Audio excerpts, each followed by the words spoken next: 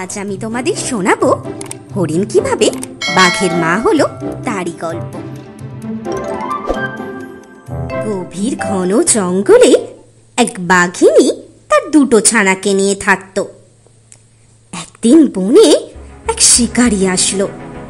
বাঘিনীকে মেরে শিকারী তার এক ছানাকে নিয়ে চলে গেল। বাঘিনীর অন্য ছানাটা ঝোপের আড়ালে লুকিয়েছিল, সেজন্য শিকারীর হাত থেকে সে বেঁচে গেল। শিকারী চলে যাওয়ার পর ঝোপের আড়াল থেকে বেরিয়ে এসে সে তার মাকে ওঠানোর জন্য চেষ্টা করতে থাকলো।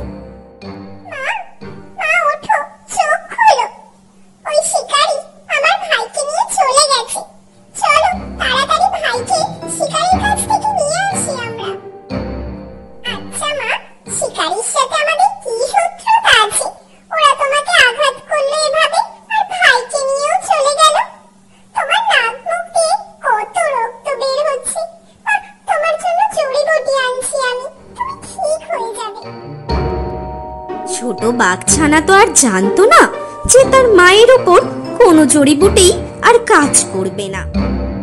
ছানাটা আশেপাশে জড়িবুটির কাজ খুঁজতে লাগলো। যেতে যেতে পথে এক হরিণের সাথে তার দেখা হলো। এই ছোট বাঘছানা, একা একা জঙ্গলের ভিতরে কি করছো? আমার মাকে শিকারীরা আঘাত করেছে।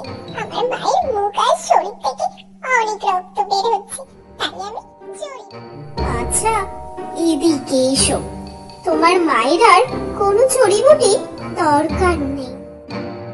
মা কিছুতেই চোখ খুলছে না। আমি যদি পাতার রস লাগিয়ে দিই, মা ভালো হয়ে যাবে। বাঘছানা, এখন ভাল্লুক ডাক্তার আসবে। ও তোমার মায়ের চিকিৎসা করবে। এখন তুমি আমার সাথে চলো। হরিণী অনাথ বাঘের বাচ্চাকে ভুলিয়ে ভালিয়ে তার সাথে নিয়ে চলল। যেতে যেতে পথে এক হাতির সাথে তাদের দেখা হলো। হাতি দাদা, এই বাঘের ছানা তার মাকে হারিয়ে অনাথ হয়ে গেছে। এর তো বয়স খুব কম, একে সামলে সামলে রাখতে হবে। একে আমি আমার সাথেই রাখবো। এর নাম দিলাম আমি বাঘিরা। ভেবে দেখো হরিণী, এ হলো বাঘের বাচ্চা। বড় হয়ে গেলে তোমার বিপদ হতে পারে।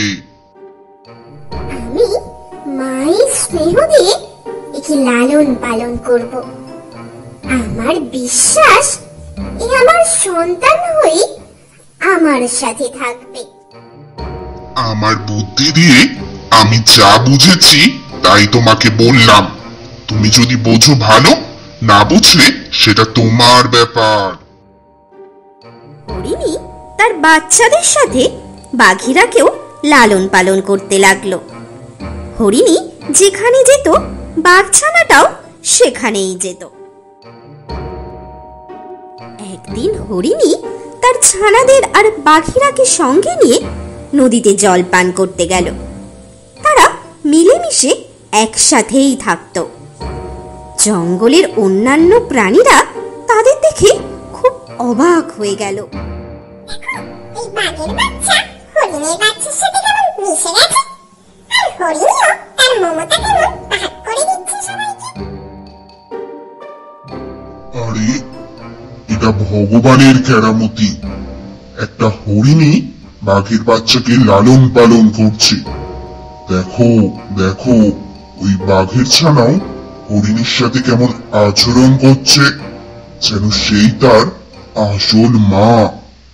হে প্রভু, তোমার লীলা বোঝা বড় কঠিন। তুমি যা ইচ্ছে তাই করতে পারো।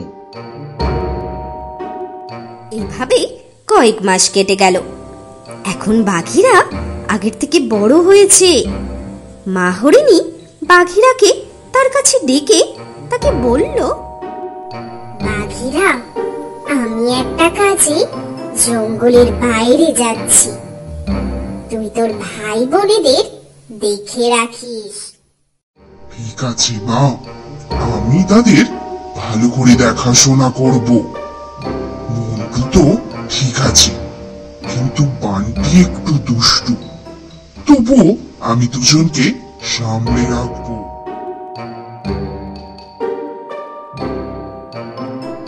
এই বান্টি, ছোটাছুটি করিস না। তুই জানিস না জায়গাটা বিপজ্জনক।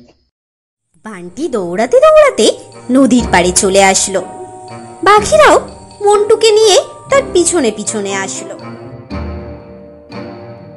পাখিরা ভাই, আমি আর কোথাও যাব না, এই নদীর পাড়ে কচি কচি ঘাস খাবো। আচ্ছা ঠিক আছে, কিন্তু কোনো দুষ্টুমি না।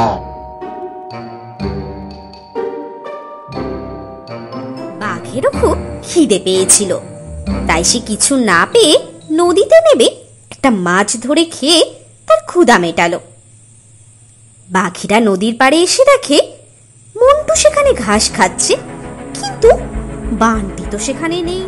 বান্টি, এই বান্টি, তাড়াতাড়ি আয়, বাড়ি ফিরতে হবে। চারিদিকে খোঁজার পরও বান্টিকে তারা কোথাও খুঁজে পেল না। সেই সময় এক ভাল্লুক সেখান দিয়ে যাচ্ছিল। কি হয়েছে বাঘিরা? তোমাকে খুব চিন্তিত লাগছে। ভল্লুক ভাই, বান্টিকে কোথাও খুঁজে পাচ্ছি না, জানি না ও কোথায় চলে গেছে। আমি কয়েকজন শিকারীকে এদিকে আসতে দেখেছি। ওরা তোমার ভাইকে ধরে নিয়ে যায়নি তো? না না, এ কিছুতেই হতে পারে না। আমি মাকে গিয়ে কি উত্তর দেব? বান্টিকে অনেক খোঁজার পর কোথাও তাকে না পেয়ে বাঘেরা মন্টুকে নিয়ে বাড়ি ফিরে এলো। তা বাঘিরা, বান্টি কোথায়? মা, বান্টি কোথায় চলে গেছে? ওকে অনেক খুঁজলাম, কিন্তু কোথাও ওকে পেলাম না। আমি মন্টুকে এখানে রাখতে এসেছি। আমি বান্টিকে আবারও খুঁজতে বের হব। আমি বান্টিকে তোর কাছে রেখে গেছি, আর তোর অলসতার কারণে ও কোথায় চলে গেছে? আর ঠিক তখনই সেখানে এক শেয়াল এসে হাজির হলো। কি হয়েছে হরিণী? তোমাকে খুব চিন্তিত মনে হচ্ছে। আমার বান্টি বাঘিরার কাছে ছিল, তাকে কোথাও খুঁজে পাওয়া যাচ্ছে না। হরিণী, মনোযোগ দিয়ে দেখো বাঘের মুখ। তার মুখে রক্ত লেগে আছে।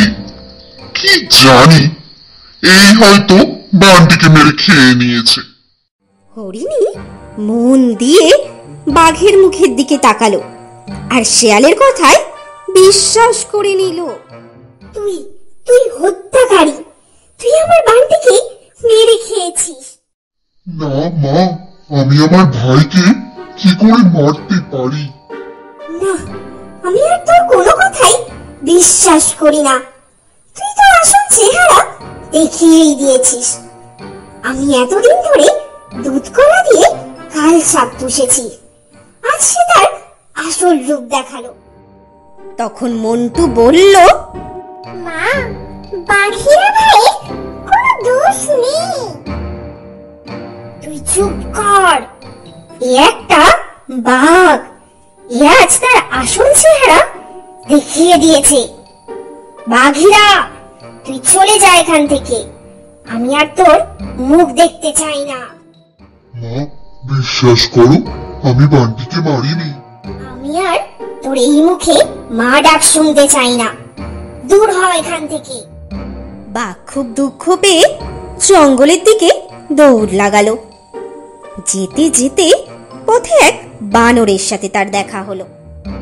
ভাইয়া, এত তাড়াতাড়ি যাচ্ছ কোথায়?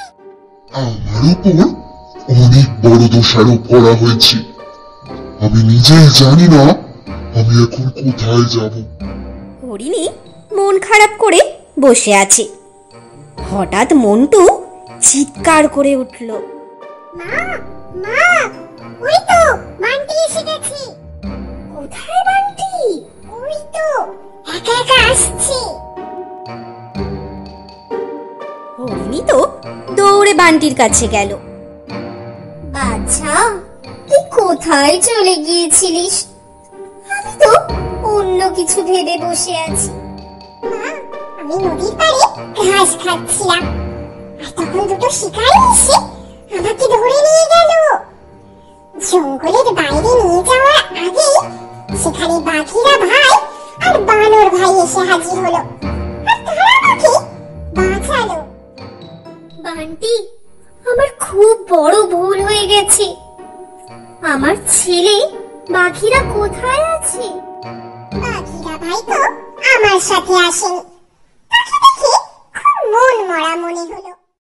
ভাই, মা বাঘিরা ভাইকে শিয়ালের কথা শুনে মিথ্যা দোষারোপ করে তাড়িয়ে দিয়েছে এখান থেকে। মা, তুমি এটা কি করেছো? চলো আমরা সবাই মিলে গিয়ে বাঘিরা ভাইকে ফিরিয়ে আনি এখানে। হরিণী বানটি আর মন্টুকে নিয়ে জঙ্গলের ভিতর বাঘিরাকে এদিক ওদিক খুঁজতে লাগলো। আর জঙ্গলের শেষ প্রান্তে এসে তারা বাঘিরাকে দেখলো। বাঘিরা ওই জঙ্গল ছেড়ে অন্য জঙ্গলে চলে যাচ্ছে। বাঘিরা বাছা, ফিরে এসো, আমাদের ছেড়ে যেও না। আমার খুব বড় ভুল হয়ে গেছে, আমাকে ক্ষমা করে দাও। বাঘিরার চোখের কোণ জলে টলমল করছিল। মা, বাঘিরা ভাই আমাদের ছেড়ে চিরদিনের মতো এই জঙ্গল ছেড়ে অন্য জঙ্গলে চলে যাচ্ছে।